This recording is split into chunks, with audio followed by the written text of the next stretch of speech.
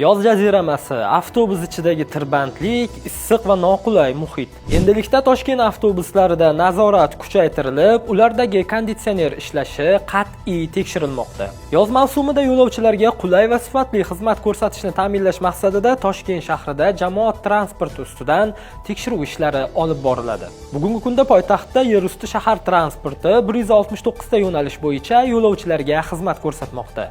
Mutasaddilar uchun asosiy vazifa yil davomida qulay, sifatli va xavfsiz tashuvni ta'minlashdir. Qoidalarga ko'ra, tashqi havo harorati +28 gradus Selsiydan yuqori bo'lganda avtobus va elektrobuslarda konditsionerlar ishlashi hamda salon harorati +26 gradus Selsiy darajada saqlanishi shart. Transport vazirining tegishli ko'rsatmasiga asosan Toshkent shahar transport va yo'l transport infratuzilmasi rivojlantirish bosh boshqarmasi hamda Tosh shahar Transxizmat rahbariyati boshchiligida ishchi guruh tuzilgan. Mazkur guruh Brutton shartnomaga muvofiq sifat mezonlarining bajarilishi holatini yo'nalishlarga chiqib, joyida nazorat qilmoqda.